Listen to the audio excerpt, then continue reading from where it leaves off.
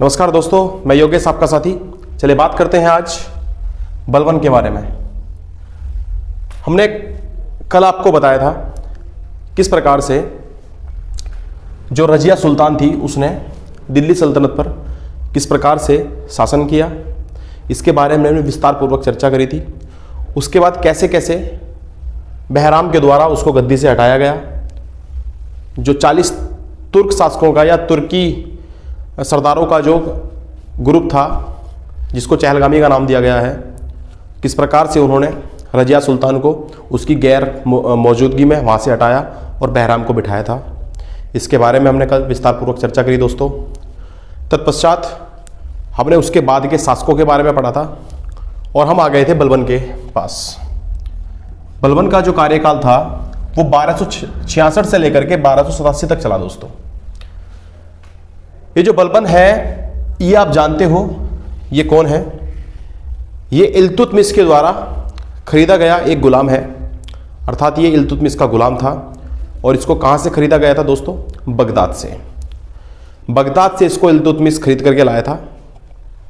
अब ये खरीद करके लाता है और इसको अपने 40 जो तुर्क सरदार थे उनमें शामिल कर लेता है और उन्हीं की सरदारी के बीच में राज करता है कौन? इल्तुतमिश। लेकिन अपने हुनर के चलते हुए या यूं कह लीजिए कि अपने सातिर दिमाग के चलते हुए ये जो बलबन है वो विभिन्न प्रकार के गेम खेलता है और किसी ना किसी तरीके से गद्दी प्राप्त कर लेता है और 1266 से लेकर के 1287 तक ये यहाँ पर रूल करता है, ये कह लीजिए शासन करता है। अगर इसके वास्तविक नाम की बात करें दोस्तों तो इसका वास्तविक नाम जो था वो गयासुद्दीन बलबन था। गयासुद्दीन बलबन, या फिर आप कह सकते हो बाहुद्दीन, ये इसका दूसरा नाम था दोस्तों, बाहुद्दीन।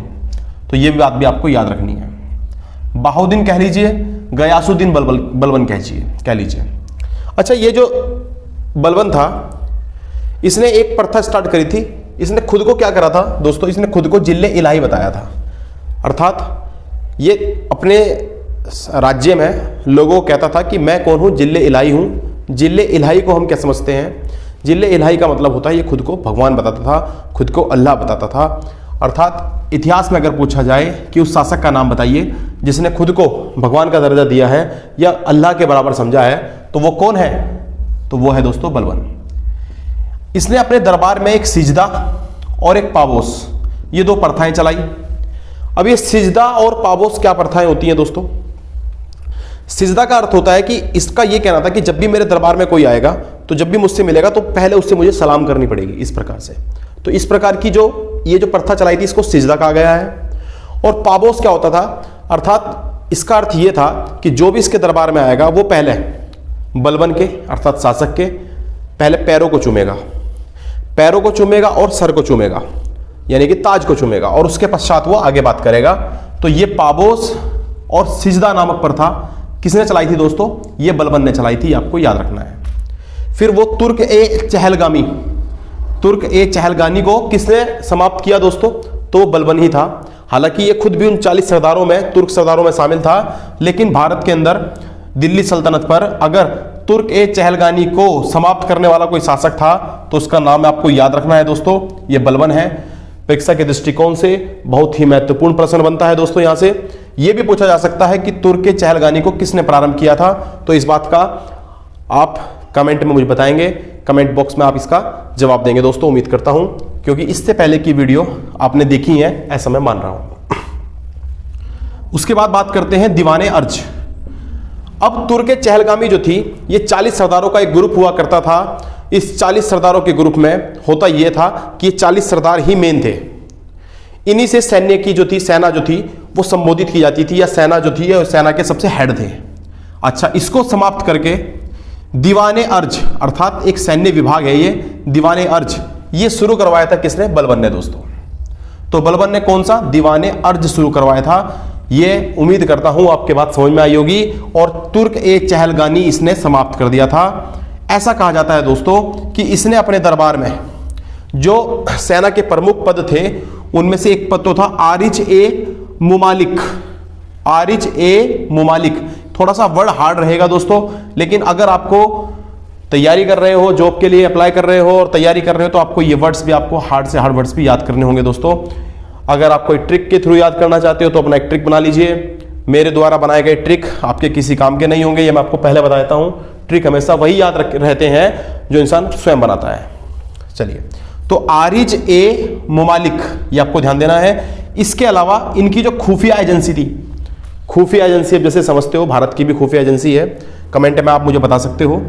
दीवाने बरीद, उस टाइम पर दीवाने बरीद बलबन ने क्या करी थी, एक खुफिया विभाग जो था, एजेंसी जो थी वो चलाई थी। आपको ध्यान देना, ये 3 वर्ड मैंने आपको बताए हैं। दीवाने अर्ज किसने शुरू करा था, बलबन ने शुरू करा था। दीवाने मुमालिक किसने शुरू करी थी, बलबन ने शुरू करी थी। और दीवाने बरीद, तीनों संबंधित हैं सैन्य से, सेना से संबंधित हैं।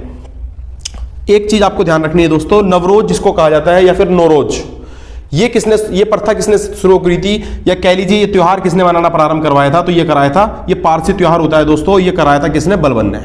तो हम बलबन के किसके बारे में बात कर रहे हैं, उसके द्वारा किए गए कार्यों के बारे में। और उम्मीद करता हूं ये बातें आपके समझ में आ रही हैं दोस्तों।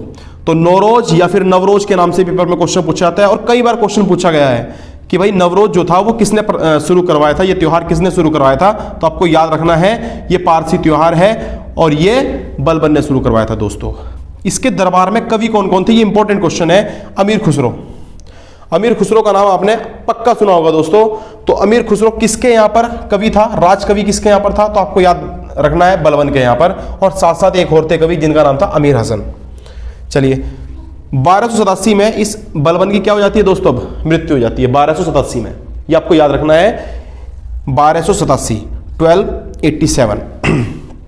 चलिए, इसके बाद आगे की बात करते हैं। सबसे इंपॉर्टेंट क्वेश्चन ये बनता है कि बलबन का मकबरा कहां पर है। बलबन का मकबरा कहां पर है, तो दोस्तों कहां पर है, महरौली में। ये जो महरौली मकबरा है या महरौली स्थान है, यहां पर है, तो दिल्ली में पड़ता है दोस्तों, ये आपको ध्यान देना है। दिल्ली में महरौली में किसका मकबरा है, बलबन का मकबरा है। बाकी आप लोग मुझे बता सकते हो किसका मकबरा कहां पर है। अगर आपको नहीं पता है और आप चाहते हो कि मैं बताऊं तो आप मुझे कमेंट में लिख करके जरूर बताएं। वीडियो को लाइक जरूर करें दोस्तों, उससे मुझे पता चलता है कि कितने लोग जो है वो मेरी बातों को तवज्जो दे रहे हैं, कितने लोग मुझे सीरियसली ले रहे हैं। अब उसके बाद ये आता है मुइजुद्दीन कैकुबाद। जब ये मरता है, मरने से पहले ये अपने पोते, इसके पोते का नाम क्या था, कैकुबाद, ये आपने सुना होगा दोस्तों। इससे रिलेटेड क्वेश्चन बनता है पेपर में। कैकुबाद, कैकुबाद वही व्यक्ति है जिसके दरबार में इब्न बतूता जो था वो अफ्रीकी यात्री था, वो आया था। ये किसके दरबार में आया था दोस्तों, इब्न बतूता, ये आया था कैकुबाद के। ये नाम बड़ा अटपटा सा लगता है लेकिन सुनने में बड़ा अच्छा लगता है दोस्तों। बोलने में आपको लग सकता है इब्न बतूता, लेकिन जब सुना जाता है थोड़ा सा अच्छा लगता है और याद रहने वाला नाम है इब्न बतूता। और मैं उम्मीद करता हूं कि आज के बाद इसे आप नहीं भूलेंगे। इब्न बतूता किसके दरबार में आया था, कैकुबाद। कैकुबाद कौन था दोस्तों, तो आपको याद रखना है ये बलबन का पोता था। अगर इसके पिताजी का नाम पूछ लिया जाए तो बुगरा खां, ये भी आपको याद रखना है दोस्तों। बुगरा खां को शासक या शासन देने के संबंध में या पक्ष में कौन नहीं था, बलबन नहीं था। इसलिए उसने अपने पोते को चुना और उसने अपने पोते को क्या बनाया था, गुलाम वंश का शासक बनाया था दोस्तों। इसके दरबार में आपको बता चुका हूं कौन आया था, इब्न बतूता आया था। अब होता क्या है दोस्तों, ये जो कैकुबाद है इसे कुछ दिनों के बाद लकवा मार जाता है। और लकवा मार जाता है उससे पहले इसने अपने यहां पर जलालुद्दीन खिलजी को अपनी सेना में हेड बना लिया था, यूं कह लीजिए सेनापति बना लिया। किसने बना लिया था दोस्तों, कैकुबाद ने किसको, जलालुद्दीन खिलजी को अपने यहां पर सेनापति बना लिया था। और ये जलालुद्दीन खिलजी जो है जब देखता है कि कैकुबाद क्या है, सक्षम नहीं है, असल में ये 17-18 साल का एक लड़का था और 17-18 साल का युवा लड़का, इसको ज्यादा समझ नहीं थी इतनी ज्यादा, तो धोखे से इसको मरवा देता है कौन, जलालुद्दीन। अब ये जलालुद्दीन किसको मार देता है, ध्यान रखना है, कैकुबाद को खत्म कर देता है दोस्तों। इसके बाद इस कैकुबाद का एक लड़का था जो कि लोगों को पता नहीं था इस बारे में। ये कैकुबाद का कैसा लड़का था, आपको ध्यान रखना है, ये इसका नाबालिग लड़का था। कौन, इसका नाम था क्यूमर्स। अब ये जो नाबालिग लड़का है क्यूमर्स, ये गद्दी पर बैठाया जाता है 1290 ईस्वी में, और 1290 ईस्वी में ही इसको मार दिया जाता है। किसके द्वारा, जलालुद्दीन खिलजी के द्वारा फिर से।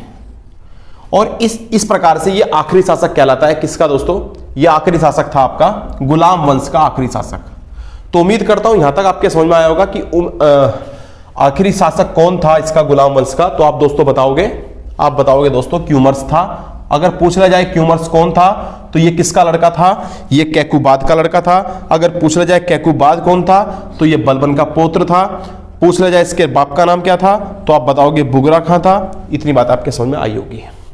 अब ये जलालुद्दीन खिलजी है, किसको मार देता है दोस्तों, ये मार देता है क्यूमर्स को। और कौन से वंश की स्थापना करता है दोस्तों, खिलजी वंश। अब ये खिलजी वंश, इसके बारे में हम विस्तार पूर्वक कल चर्चा करेंगे दोस्तों। ये आपको अब अच्छी तरह से पढ़ना है। यहां तक जितने भी क्वेश्चन हमने अब तक पढ़े हैं उनमें से कुछ महत्वपूर्ण प्रश्न का मैं संग्रह लेकर के आया हूं। आपने करना यह है कि ये जो क्वेश्चन यहां पर लिखे हुए हैं इन सभी क्वेश्चनों को अच्छी तरह से रीड करना है, और रीड करने के पश्चात जो भी आपको लगता है कि इनका सही आंसर है वो आप कमेंट में लिखेंगे। पहला क्वेश्चन है, गुलाम वंश का संस्थापक कौन था, किसने शुरू किया था, ये आपको बताना है दोस्तों। ये भी कमेंट करना है। Number 1, number 2, number 3, number 4, number 5, 6, 7, 8, 9 और ये 10वां क्वेश्चन है दोस्तों। आपने कमेंट बॉक्स में जिस क्वेश्चन के भी आपको आंसर दे रहे हो आप, उम्मीद करता हूं 10 के 10 क्वेश्चनों के आप जवाब दोगे। और आपने क्या करना है, नंबर 1, नंबर 2 इसी तरीके से डाल करके उनके आंसर लिखने हैं। उसके बाद या फिर आप कॉपी में लिख करके भी ये कमेंट में डाल सकते हो। तो गुलाम वंश का संस्थापक कौन था ये बताना है। लाख बख्श के नाम से कौन जाना जाता है या कौन जाना जाता था। 2.5 दिन का झोपड़ा ये किसने बनवाया था। तुर्कान ए चहलगानी, ये तो मैंने आज ही बात करी। तुर्कान ए चहलगानी ये क्या है।